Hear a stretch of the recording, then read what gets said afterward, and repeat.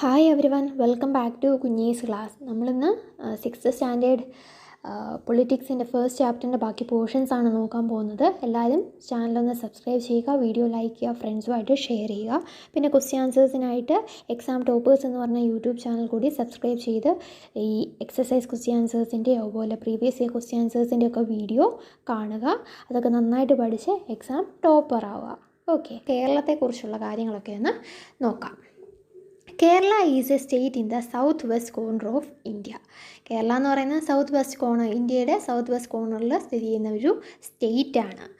It is surrounded by the sea on one side and hills on the other side. ഒരു സൈഡിൽ കടലും മറ്റു സൈഡിൽ മലയൊക്കെ ആയിട്ടാണ് നമ്മുടെ ഈ കേരളമുള്ളത്.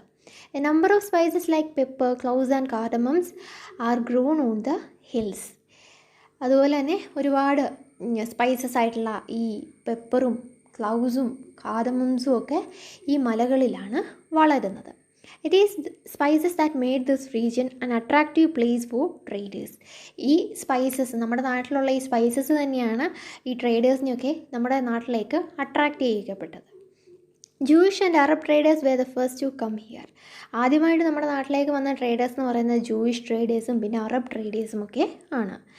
The Apostle of Christ, St. Thomas, is believed to have come here nearly 2000 years ago and he is credited with bringing Christianity to India. അപ്പോൾ ഈ ഇന്ത്യയിലേക്ക് ഈ ക്രിസ്ത്യാനിറ്റി കൊണ്ടുവന്ന 2000 വർഷങ്ങൾക്ക് മുന്നേ കൊണ്ടുവന്നത് സെൻറ്റ് തോമസ് ആണ്. അതും നമ്മുടെ ഈ നാട്ടിലേക്ക് തന്നെയാണ്. Many Arab traders also KEAM and settle down here. ഒരുപാട് അറബ് ട്രേഡേഴ്സ് നമ്മുടെ നാട്ടിൽ വന്ന് ഇവിടെ സെറ്റിലായി. Ibn Battuta, who travelled here a little less than 700 years ago, wrote a travelogue in which he describes the lives of Muslims and says that they were a highly respected community. Aiban ബട്ടൂട്ട എന്ന് പറയുന്ന ഒരു traveller നമ്മുടെ നാട്ടിലൂടെ ഒരുപാട് 700 വർഷങ്ങൾക്ക് മുന്നേ travel ചെയ്തിട്ടുണ്ട്. അദ്ദേഹത്തിൻ്റെ ട്രാവലോഗിൽ അദ്ദേഹം ഡിസ്ക്രൈബ് ചെയ്യുന്ന ഒരു കാര്യമാണ് ഇവിടെ താമസിക്കുന്ന മുസ്ലിങ്ങൾ അവരെ വളരെയധികം റെസ്പെക്റ്റ് ചെയ്യുന്ന ഒരു കമ്മ്യൂണിറ്റിയാണെന്നാണ് അദ്ദേഹം പറയുന്നത്. The Portuguese discovered the sea route to India from Europe when Vasco da Gama landed with his ship here. അതുപോലെ തന്നെ പോർച്ചുഗീസ് ട്രേഡേഴ്സ് ഈ ഇന്ത്യയിലേക്കുള്ള സീ റൂട്ട് കണ്ടെത്തുകയും അങ്ങനെ അവർ ഇവിടെ വന്ന് ആദ്യമായിട്ട് നമ്മുടെ കോഴിക്കോട്ട് ഈ വാസ്കോ ഡ ഗാമ ഷിപ്പ് ആയി വന്ന് കാലുകുത്തുകയും ചെയ്തു. Because of all these various historical influences, people in Kerala practice different religions such as Judaism, Islam, Christianity, Hinduism and Buddhism. അപ്പോൾ ഇങ്ങനെ ഒരുപാട് ഡിഫറെൻ്റ് ആയിട്ടുള്ള ഹിസ്റ്റോറിക്കൽ ഇൻഫ്ലുവൻസസ്, അതായത് ക്രിസ്ത്യാനിറ്റി വന്നു, പിന്നീട് മുസ്ലിംസിൻ്റെ കാര്യം പറഞ്ഞു, പിന്നെ പോർച്ചുഗീസിൽ നിന്ന് ആൾക്കാർ വന്നു, അങ്ങനെ ഓരോരോ ആൾക്കാർ ഒക്കെ വന്നങ്ങനെ ഈ ഒരുപാട് ഹിസ്റ്റോറിക്കൽ ഇൻഫ്ലുവൻസ് കാരണം നമ്മുടെ നാട്ടിൽ ഒരുപാട് റിലീജിയൻസ് പ്രാക്ടീസ് ചെയ്യുന്നുണ്ട്. അതായത് Judaism, Islam, Christianity, Hinduism, Buddhism എന്നൊക്കെ പറയുന്ന ധാരാളം റിലീജിയൻസ് നമ്മുടെ നാട്ടിൽ പ്രാക്ടീസ് ചെയ്യുന്നുണ്ട്. The fishing nets used here look exactly like the Chinese fishing nets and are called ചീനവല. ഈ ചൈനീസ് ഫിഷിംഗ് നെറ്റിനോട് നല്ല സിമിലാരിറ്റി ഉള്ളതാണ് നമ്മുടെ നാട്ടിൽ യൂസ് ചെയ്യുന്ന ഫിഷിംഗ് നെറ്റ്. അതുകൊണ്ട് അതിനെ ചീനവല എന്നാണ് പറയുന്നത്. Even the utensil used for frying is called the ചീനച്ചട്ടി and it is believed that the word ചീൻ could have come from China. അതുപോലെ തന്നെ ഇവിടെ ഫ്രൈ ചെയ്യാനൊക്കെ ആയിട്ട് യൂസ് ചെയ്യുന്ന ആ യൂട്ടൻസിൽ, ആ പാത്രത്തിൻ്റെ പേരാണ് ചീനച്ചട്ടി. ഈ ചീന എന്ന് പറയുന്ന ആ ഒരു ടേം കൊണ്ട് മനസ്സിലാക്കുന്നത് ചൈന എന്നുള്ള ആ ഒരു സ്ഥലത്തെ റെപ്രസെൻ്റ് ചെയ്യുന്ന പോലാണ്. The fertile land and climate are suited to growing rice and a majority of people here eat rice, fish and vegetables. അതുപോലെ തന്നെ വളരെ ഫെർട്ടൈൽ ആയിട്ടുള്ളൊരു നാടാണ് നമ്മുടെ, നല്ല കാലാവസ്ഥയൊക്കെയുള്ള നാടാണ്. അതായത് ഈ റൈസും സ്പൈസസും ഒക്കെ ഗ്രോ ചെയ്യാനായിട്ട് നല്ല സ്യൂട്ടബിൾ ആയിട്ടുള്ളൊരു നാടാണ് നമ്മുടെ. അതുപോലെ ഫിഷ്, വെജിറ്റബിൾസ് ഒക്കെ കൃഷി ചെയ്യാനുമായിട്ടൊക്കെ വളരെ നല്ല ഫെർട്ടൈൽ ലാൻഡും അതുപോലെ അതിന് സ്യൂട്ടബിൾ ആയിട്ടുള്ള ക്ലൈമറ്റുമാണ് നമ്മുടെ നാട്ടിൽ ഉള്ളത്. While Kerala and Ladakh are quite different in terms of their geographical features, the history of both regions has seen similar cultural influences. ഈ കേരളത്തിലും ലഡാക്കിലുമുള്ള ആ ജിയോഗ്രഫിക്കൽ ഫീച്ചേഴ്സ്, ക്ലൈമറ്റ് എല്ലാം ഡിഫറെൻ്റ് ആണല്ലേ. പക്ഷേ ഹിസ്റ്റോറിക്കലി നമ്മൾ നോക്കുകയാണെങ്കിൽ എല്ലാത്തിലും ഒരു കൾച്ചറൽ ഇൻഫ്ലുവൻസ് നമുക്ക് കാണാനായിട്ട് സാധിക്കും. Both regions were influenced by Chinese and Arab traders.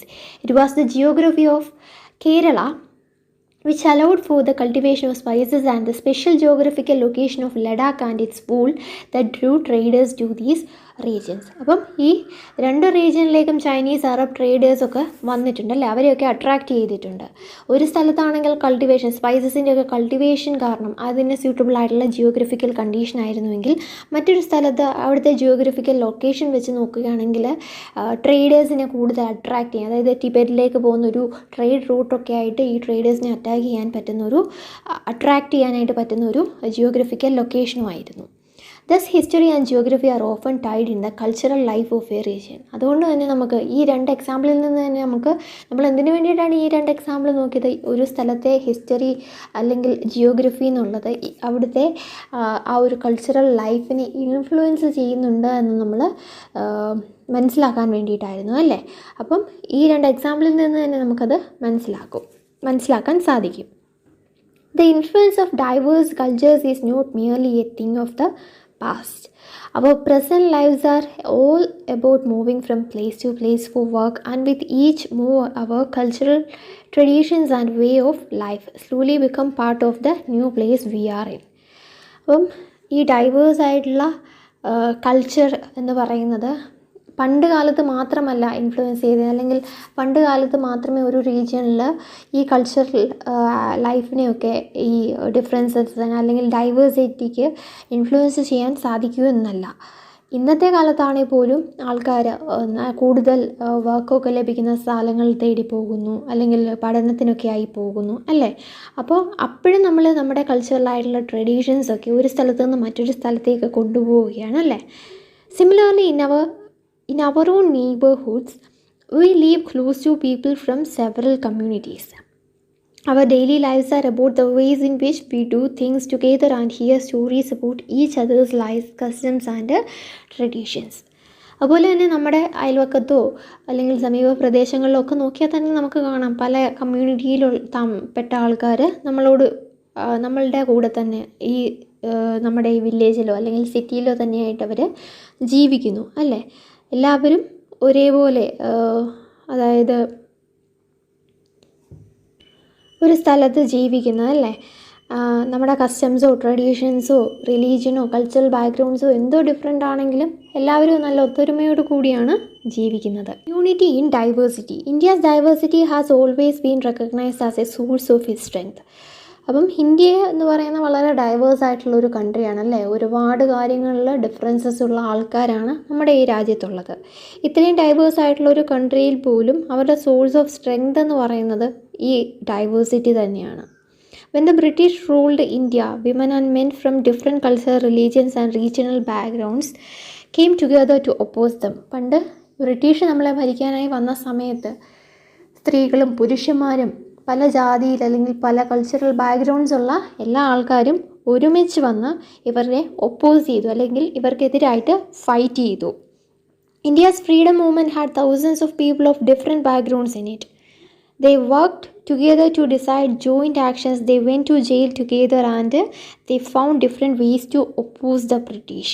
അപ്പം നമ്മൾ നമ്മുടെ ഹിസ്റ്ററിയിലൊക്കെ പഠിക്കുന്ന പോലെ തന്നെ ഈ ഫ്രീഡം മൂവ്മെൻറ്റിൻ്റെ കാര്യമൊക്കെ പഠിക്കുമ്പോൾ നമുക്കറിയാം, ഓരോരോ ആൾക്കാർ, സ്ത്രീകളും പുരുഷന്മാരും പല റിലീജിയനിലുള്ള ആൾക്കാരും അതുപോലെ പല സ്റ്റേറ്റിലുള്ളവരും പല ഭാഷ സംസാരിക്കുന്നവരും പല കൾച്ചറൽ ബാക്ക്ഗ്രൗണ്ട്സ് ഉള്ളവരും ഒക്കെ ഒരുമിച്ച് തന്നെ ഡിസൈഡ് ചെയ്ത കാര്യമാണ് ഈ ബ്രിട്ടീഷിനെ നമ്മുടെ നാട്ടിൽ നിന്ന് തുരത്തണം എന്നുള്ളതല്ലേ. അതിനുവേണ്ടി അവർ ഒരുമിച്ച് നിന്നു, ഒരുമിച്ച് ജയിലിൽ പോയി, ഒരുമിച്ച് ബ്രിട്ടീഷിനെ ഒപ്പോസ് ചെയ്യുകയും ചെയ്തു. Interestingly the British thought they could divide Indians because they were so different and then continue to rule them. ബ്രിട്ടീഷുകാരെന്താ ഓർത്ത്, നമ്മുടെ നാടെന്ന് പറഞ്ഞാൽ വളരെ ഡിഫറൻസസ്, ഓരോ ആൾക്കാർ തമ്മിൽ എന്തൊക്കെ ഡിഫറൻസസ് ഉണ്ടല്ലേ, അതുകൊണ്ട് തന്നെ ഇവരെ ഡിവൈഡ് ചെയ്യാനും ഇവരെ ഭരിക്കാനും വളരെയധികം എളുപ്പമായിരിക്കുമെന്നാണ് അവർ ചിന്തിച്ചത്. But the people showed how they could be different and yet be united in their battle against the British. പക്ഷേ അവർ ചിന്തിച്ച പോലെ അല്ലായിരുന്നു നമ്മൾ ചെയ്തതല്ലേ. നമ്മളെല്ലാവരും ഒറ്റക്കെട്ടായിട്ട് നിന്ന് ഇവർക്കെതിരായിട്ടുള്ള ആ ഒരു ഫ്രീഡം ഫൈറ്റിൽ പങ്കെടുത്തു അല്ലേ. This song was sung after the Jallianwala Bagh massacre in Amritsar, in which a British general opened fire on a large group of unarmed peaceful people, killing many and wounding even more. അപ്പോൾ ജാലിയൻ വാല bag മസാക്കറിനെ കുറിച്ച് നമ്മളെല്ലാവരും കേട്ടിട്ടുള്ളതാണ് അല്ലേ. അതായത് അമൃത്സറിൽ കുറച്ച് ആൾക്കാർ ഈ ജാലിയൻ വാല bag എന്ന് പറയുന്ന സ്ഥലത്ത് എല്ലാവരും കൂടെ കൂടിയിരുന്നവർ സമാധാനപരമായിട്ടുള്ള ചർച്ചകളൊക്കെ നടത്തുമായിരുന്നു. ആ സമയത്ത് ഒരു ബ്രിട്ടീഷ് ജനറൽ വന്ന് ഇവർക്ക് നേരെ വെടിവെച്ചു. അങ്ങനെ മിക്ക ആൾക്കാരും കൊല്ലപ്പെടുകയും കുറേ ആൾക്കാർക്ക് പരിക്കേൽക്കുകയും ചെയ്തു. Men and women, Hindus, Sikhs and Muslims, rich and poor had gathered to protest against the British. അതിലൊരു വേർതിരിവുമില്ലായിരുന്നു. സ്ത്രീകളും പുരുഷന്മാരും ഹിന്ദുക്കളും സിഖുകളും അതുപോലെ മുസ്ലിംസും പാവപ്പെട്ടവരും പണക്കാരും എല്ലാവരും കൂടെ ഒരുമിച്ച് ചേർന്നാണ് ഈ ബ്രിട്ടീഷിനെതിരായിട്ട് പോരാടിയത്.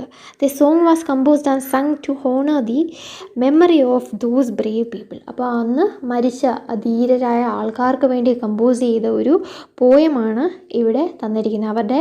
അവരെ ഓണർ ചെയ്തുകൊണ്ട് കമ്പോസ് ചെയ്ത ഒരു പോയമാണ്. നിങ്ങൾ ഈ പോയമൊക്കെ ഒന്ന് വായിച്ച് നോക്കണം കേട്ടോ. Songs and symbols that emerged during the freedom struggle serve as a constant reminder of our country's rich tradition of respect for diversity. അതുപോലെ സോങ്സും സിംബൽസും ഒക്കെ ഈ ഫ്രീഡം സ്ട്രഗിളിൻ്റെ സമയത്ത് കൊണ്ടുവന്നത് കൊണ്ട് നമ്മുടെ കൺട്രിയിലുള്ള ആ ഒരു ഡൈവേഴ്സിറ്റീനെ റെസ്പെക്റ്റ് ചെയ്യുന്ന രീതിയിലാണ് ഇതൊക്കെ ഓരോന്നും കൊണ്ടുവന്നത് അല്ലേ. നമ്മുടെ സിംബൽസ്, അതുപോലെ ട്രൈ കളർ ഫ്ലാഗ് ആയിക്കോട്ടെ, നമ്മുടെ ദേശീയ ഗാനമായിക്കോട്ടെ, അല്ലെങ്കിൽ ഓരോ സിംബൽസും ആയിക്കോട്ടെ, ഇവിടുത്തെ ഈ റിച്ച് ആയിട്ടുള്ള ഡൈവേഴ്സിറ്റീനെ റെസ്പെക്റ്റ് ചെയ്യുന്ന രീതിയിലാണ് ഇത് ഓരോന്നും കൊണ്ടുവന്നത്. Do you know the story of the Indian flag? It was used as a symbol of protest against the British by people everywhere. നമ്മുടെ ഇന്ത്യൻ ഫ്ലാഗ് ഈ ബ്രിട്ടീഷ് ആൾക്കാർക്കെതിരെയുള്ള പ്രൊട്ടസ്റ്റിലൊക്കെ നമ്മൾ എല്ലാ ജനങ്ങൾ യൂസ് ചെയ്ത ഒരു ഫ്ലാഗാണ് ഇന്ത്യൻ ഫ്ലാഗ് എന്ന് പറയുന്നത്. In this book, The Discovery of India, Jawaharlal Nehru says that Indian unity is not something imposed from the outside, but rather it was something deeper and within its fold. The widest tolerance of belief and custom was practiced and every variety acknowledged and even encouraged. It was Nehru who coined the phrase unity in diversity to describe the country. അപ്പോൾ ജവഹർലാൽ നെഹ്റു അദ്ദേഹത്തിൻ്റെ ബുക്കിൽ discovery of India എന്ന് പറയുന്ന book, അതിൽ അദ്ദേഹം ഈ Indian ജനങ്ങളുടെ ആ ഒരു യൂണിറ്റിയെക്കുറിച്ച് പറയുന്നുണ്ട്. നമ്മുടെ യൂണിറ്റി എന്ന് പറയുന്നത് അത് പറയാൻ തന്നെ സാധിക്കത്തില്ല, അത്ര ഡീപ്പായിട്ടുള്ളൊരു കാര്യമാണ്. അതുപോലെ തന്നെ ആർക്കും ടോളറേറ്റ് ചെയ്യാൻ പറ്റത്തില്ല. അതുപോലെ നമ്മുടെ കസ്റ്റം എല്ലാവരുടെ ഈ ഡൈവേഴ്സ് ആയിട്ടുള്ളൊരു കൺട്രിയിൽ എല്ലാവരും യുണൈറ്റ് ചെയ്തിട്ടുള്ള ഈ ഒരു ട്രഡീഷൻ അല്ലെങ്കിൽ കസ്റ്റംസൊക്കെ പ്രാക്ടീസ് ചെയ്യുന്നത് എല്ലാവരും യുണൈറ്റഡ് ആയിട്ടാണല്ലേ. അപ്പോൾ ഇതുകൊണ്ടാണ് അദ്ദേഹത്തിൻ്റെ ബുക്കിൽ നമ്മുടെ ഈ രാജ്യത്തെ ഇത്രയും ഡൈവേഴ്സ് ആയിട്ടുള്ള ഒരു കൺട്രിയിൽ ഇത്രയും യൂണിറ്റി കാണിക്കുന്നതിനെ കുറിച്ചാണ് അദ്ദേഹത്തിൻ്റെ ആ ബുക്കിൽ പറയുന്നത്. അതുപോലെ തന്നെ നെഹ്റു ആണ് ഈ ഒരു ഫ്രേസ് കൊണ്ടുവന്നത്, യൂണിറ്റി ഇൻ ഡൈവേഴ്സിറ്റി എന്നുള്ള ഈ ഒരു ടേം. അതായത് ഇത്രയും ഡൈവേഴ്സ് ആയിട്ടുള്ള ജനങ്ങൾക്കിടയിൽ വന്നിട്ടുള്ള ആ യൂണിറ്റിയെ, അതിനെ റെപ്രസെൻ്റ് ചെയ്യാൻ വേണ്ടിയിട്ടാണ് അദ്ദേഹം അന്ന് അങ്ങനെ ആ ഒരു ടേം യൂണിറ്റി ഇൻ ഡൈവേഴ്സിറ്റി എന്ന് പറയുന്ന ആ ഒരു ടേം യൂസ് ചെയ്തത്. അത് വെച്ച് നമ്മുടെ കൺട്രീനെ അദ്ദേഹം ഡിസ്ക്രൈബ് ചെയ്തത്. നമ്മുടെ ചാപ്റ്റർ ഇവിടെ തീരുകയാണ്. എല്ലാവർക്കും ചാപ്റ്റർ നന്നായിട്ട് മനസ്സിലായെന്ന് വിചാരിക്കുന്നു. എന്തെങ്കിലും ഡൗട്ട്സ് ഉണ്ടെങ്കിൽ കമൻറ്റ് ബോക്സിൽ ചോദിക്കാം. പിന്നെ ക്വസ്റ്റ്യൻ ആൻസേഴ്സ്, ഈ ചാപ്റ്ററിൻ്റെ എക്സസൈസ് ക്വസ്റ്റ്യൻ ആൻസേഴ്സും പ്രീവിയസ് ഇയർ ക്വസ്റ്റ്യൻ ആൻസേഴ്സും എക്സാം ടോപ്പേഴ്സ് എന്ന് പറഞ്ഞ യൂട്യൂബ് ചാനലുണ്ട്. എല്ലാവരും ആ ചാനൽ കൂടി സബ്സ്ക്രൈബ് ചെയ്ത് വീഡിയോസൊക്കെ കാണുക. എക്സാം ടോപ്പേഴ്സിൻ്റെ ലിങ്ക് താഴെ ഡിസ്ക്രിപ്ഷൻ ബോക്സിൽ ഉണ്ട്. അപ്പോൾ ഡയറക്റ്റായിട്ട് ആ ലിങ്കിൽ ക്ലിക്ക് ചെയ്ത് ചാനലിലേക്ക് വന്ന് നിങ്ങൾ ഈ വീഡിയോസൊക്കെ കാണണം. നിങ്ങൾക്ക് എക്സാമിന് നല്ല മാർക്ക് ലഭിക്കാൻ വേണ്ടിയിട്ട് എക്സാമിന് ചോദിക്കാൻ ചാൻസ് ഉള്ള ക്വസ്റ്റ്യൻസാണ് ആ ചാനലിൽ പറഞ്ഞിട്ടുള്ളത്. ഓക്കെ, അപ്പോൾ എല്ലാവരും ഈ കുഞ്ഞീസ് ക്ലാസ് എന്ന് പറഞ്ഞ ചാനൽ സബ്സ്ക്രൈബ് ചെയ്യുക, വീഡിയോ ലൈക്ക് ചെയ്യുക, ഫ്രണ്ട്സുമായിട്ട് ഷെയർ ചെയ്യുക. നമുക്കിനിയൊരു പുതിയ ചാപ്റ്ററുമായിട്ട് ഉടൻ തന്നെ കാണാം.